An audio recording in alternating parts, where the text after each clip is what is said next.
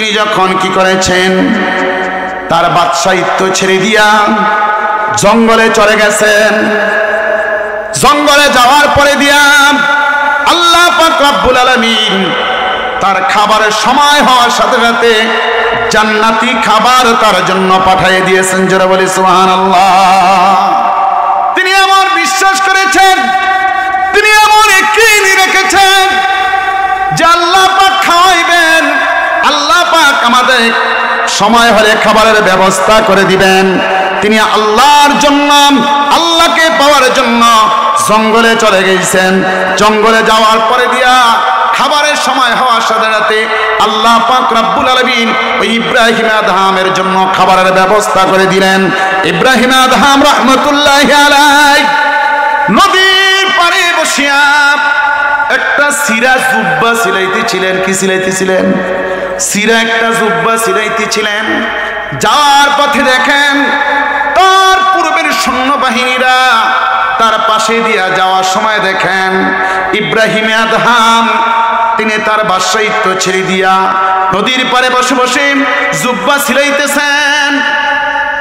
Ibrahim Adham রাহমাতুল্লাহি আলাইহিকে তার প্রজারা ডাক দিয়া বলেন, উজিরেরা ডাক দিয়া বলেন, বাদশা সাহেব, আপনি আপনার সিংহাসন ছাড়িয়া নদীর পাড়ে বসিয়া আপনি সিরা জুব্বা সিলাইতেছেন, আপনি আসেন, ফিরে আসেন, আপনাকে আবার আপনার পূর্বের ন্যায় আপনার সিংহাসনে বসাইয়া দেব।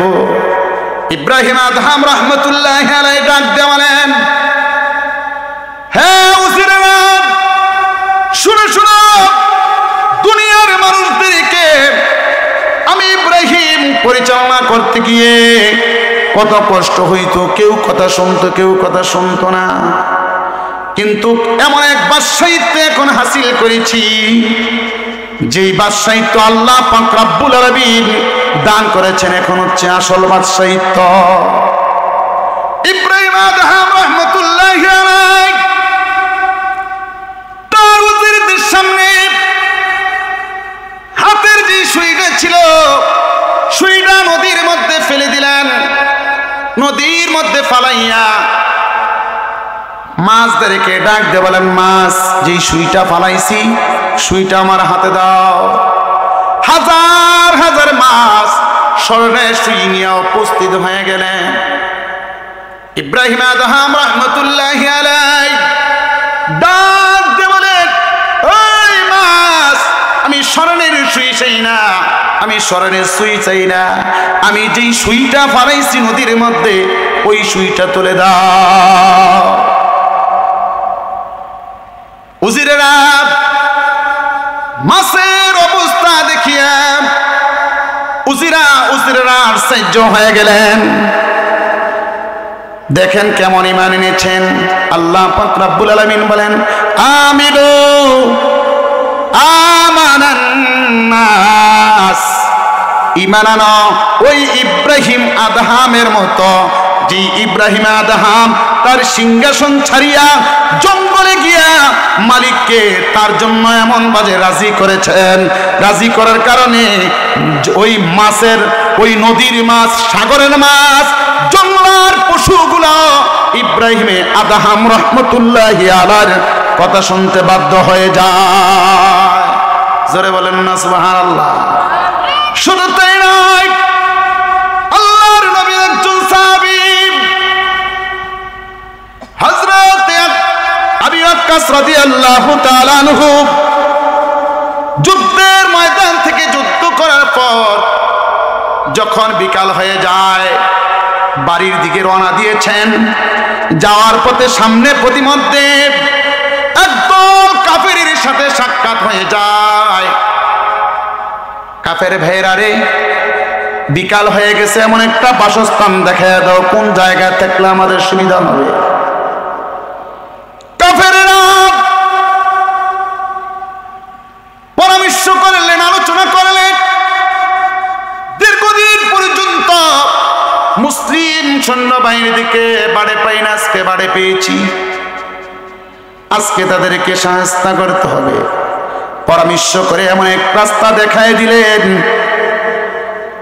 যে এই জংলা দিয়া যাও, সামনে সুন্দর একটা ফুল বাগান আছে, সুন্দর বাসস্থান রয়েছে, থাকতে পারবা।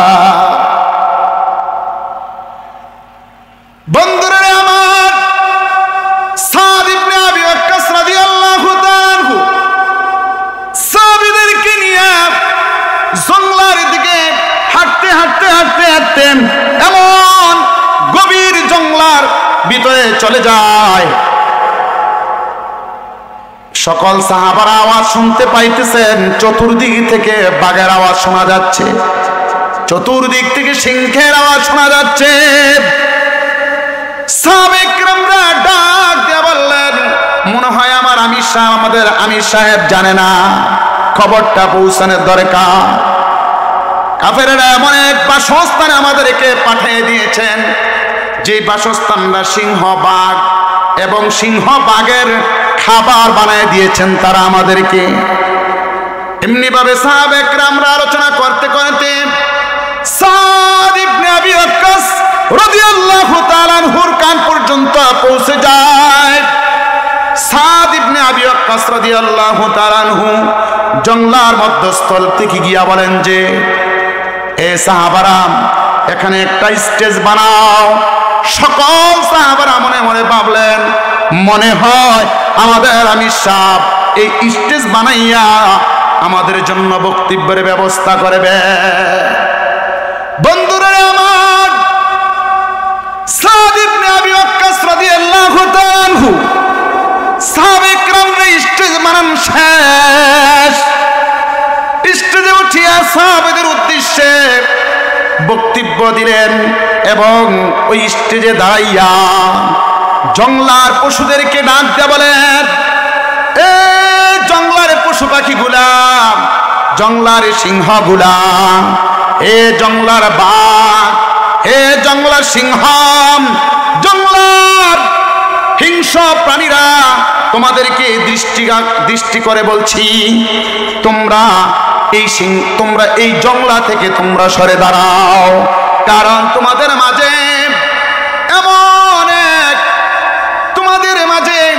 এমন এক দল এসেছেন, তারা হচ্ছেন বিশ্বনবী হযরত মুহাম্মদুর রাসূলুল্লাহ সাল্লাল্লাহু আলাইহি ওয়াসাল্লামের একরামদের সাহাবীরা আসছেন।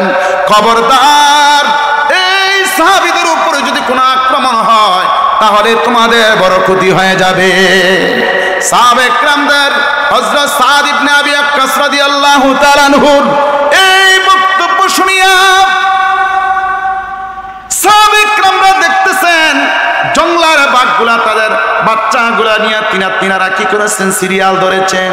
জংলার পশু পাখিগুলা সিরিয়াল ধরেছেন, জংলার বাঘগুলা সিংহগুলা সিরিয়াল ধরেছেন, জংলার বিষাক্ত সাপগুলা সিরিয়াল ধরে ধরে এই জংলা খালি করে দিচ্ছেন।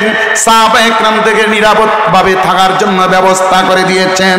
আল্লাহ পাক রব্বুল আলামিন বলেন, আমিরুম কামা আমানান নাস, ঈমান আনো তাদের মতো যাদের কথা বাংলার ওই জংলার পশু পাখিও শুনে। জোরে বলি সুবহানাল্লাহ। দেখেন, জংলার ভিতরে গিয়েও বাঘকে, সিংহকে তারা কি করেছেন, হুমকি দিয়েছেন। তারা কেমন ঈমান এনেছিলেন।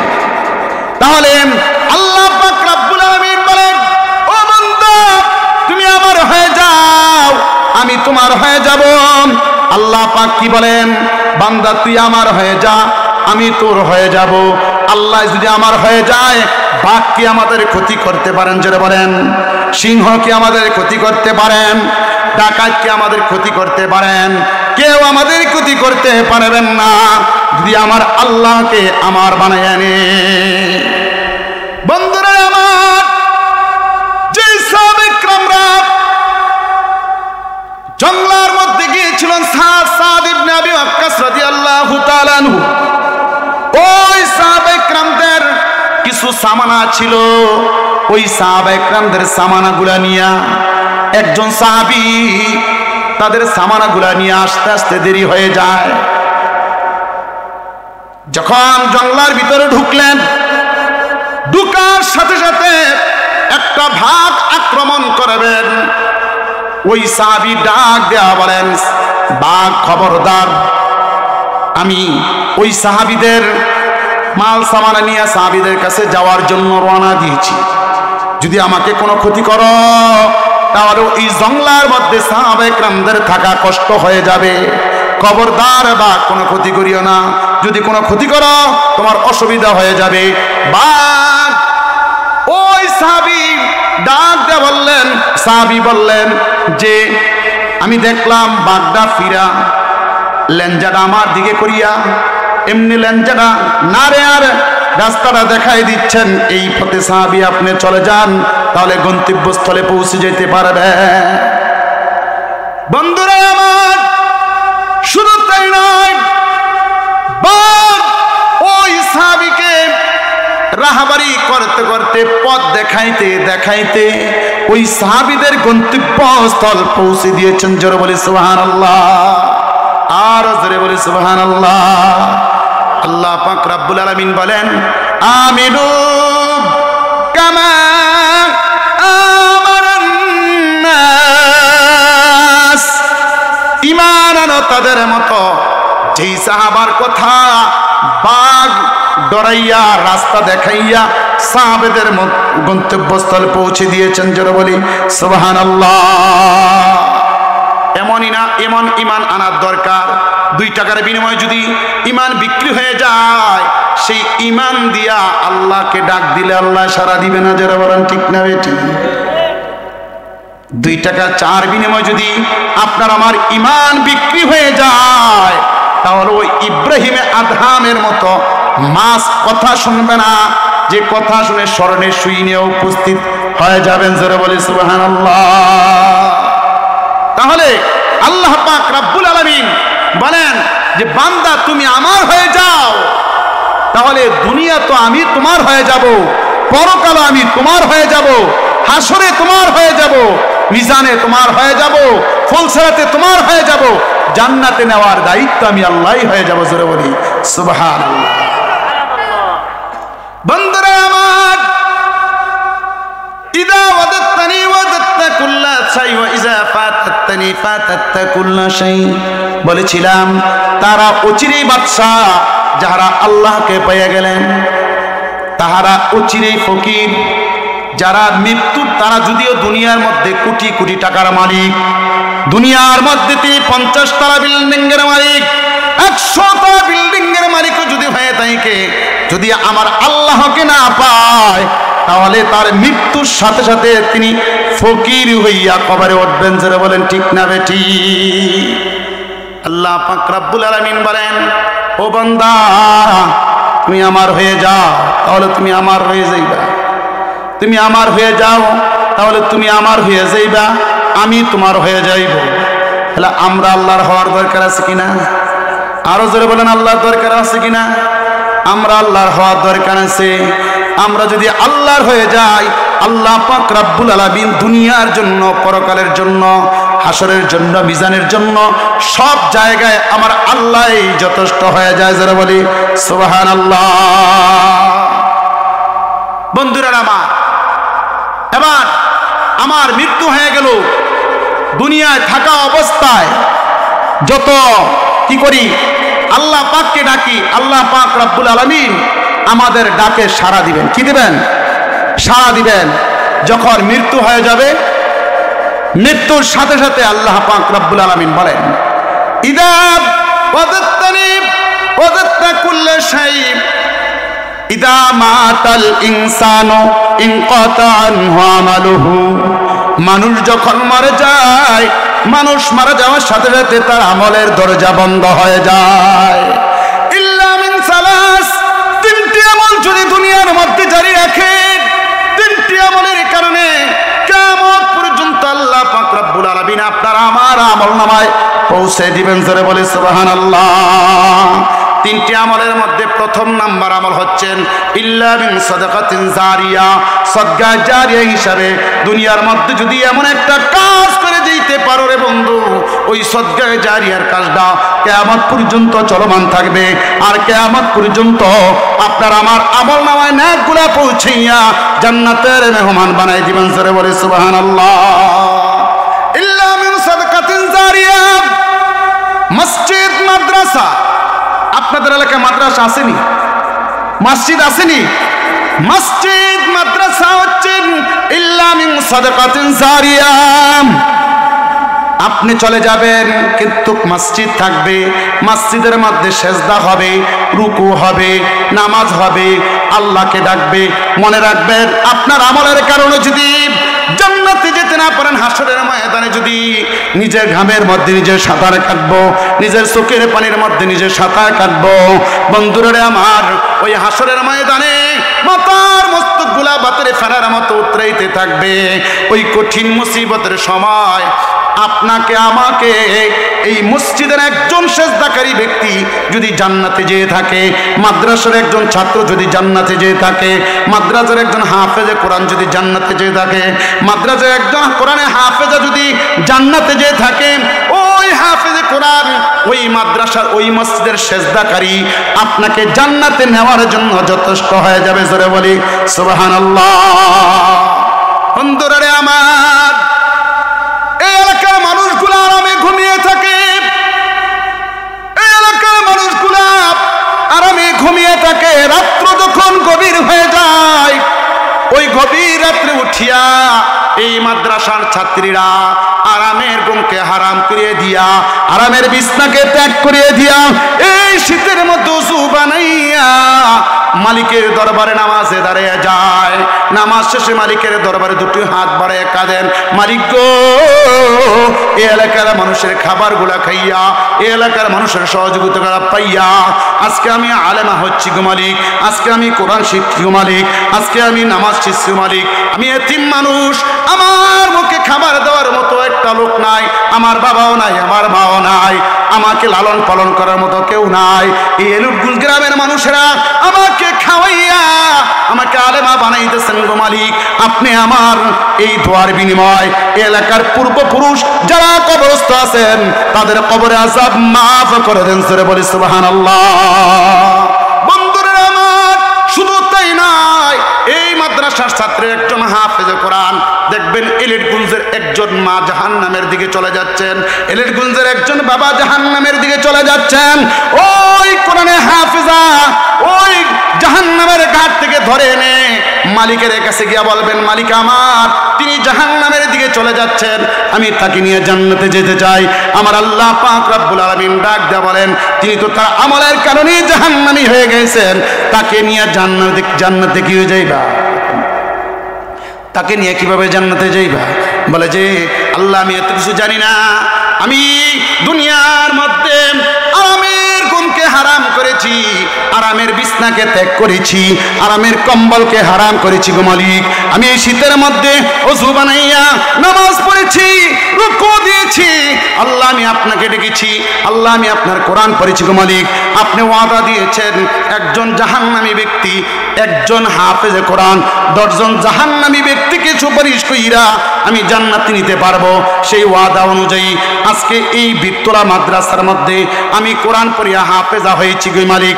এই হাফেজা হয়েছি বিনিময় বান্দাকে, তোমার এই বান্দাকে তাকে জান্নাতের ব্যবস্থা করে দাও। জোরে বলি সুবহানাল্লাহ। শুধু তাই নয়, এই মসজিদ কি করবেন হাশরের ময়দানে? বলেন যে মান বানা লিল্লাহি মসজিদান বানাল্লাহি বাইতান ফিল জান্নাহ। বলেন যে মসজিদ কি করবেন? আপনাকে এই মসজিদ, আপনি যদি মসজিদ নির্মাণ করে যান, হাশরের ময়দানে আল্লাহ তাআলা জান্নাতের মধ্যে আপনার জন্য একটা বালাখানা, একটা মসজিদ, বালাখানা, একটা জান্নাত তৈরি করে দিবেন। আমরা তৈরি আছি না ইনশাআল্লাহ মসজিদের খেদমতের জন্য? অবশ্যই মাদ্রাসার খেদমতের জন্য তৈরি আছি না? আপনার সন্তান জান্নাতে নেওয়ার ক্ষমতা নাই। আপনার সন্তান দেখা যাচ্ছে যে আজকে খেয়াল করে দেখেন, আজকে আপনার সন্তান ফজরের নামাজ পড়ে না, জোহরের নামাজ পড়ে না, আসরের নামাজ পড়ে না, মাগরিবের নামাজ পড়ে না, নিয়ত করছে ইশার নামাজও পড়ে না। এই সন্তান দিয়ে জান্নাতে যাওয়া সম্ভব হবে? কিন্তু মাদ্রাসা খবর নিয়ে দেখেন, সকাল থেকে সন্ধ্যা পর্যন্ত, সকাল 4টা থেকে নিয়ে সকাল 3:30 থেকে নিয়ে রাত 10টা 11টা পর্যন্ত এই মাদ্রাসার ছাত্রীরা সবসময় কোরআন তেলাওয়াতে ব্যস্ত, মাসলা মাসাইল নিয়ে ব্যস্ত, সবসময় তারা অজুর মাধ্যমে থাকেন, সবসময় ইমানি হালাতে থাকেন, সবসময় কোরআন গবেষণায় থাকেন। এই সন্তান মাদ্রাসায় তৈরি করে দিয়ে যাবেন, এই ছাত্রীরা আপনাকে জান্নাতে নেওয়ার জন্য যথেষ্ট হয়ে যাবে। জোরে বলি সুবহানাল্লাহ। আল্লাহ পাক রব্বুল আলামিন আমার ক্ষুদ্র আলোচনার উপর আমাদের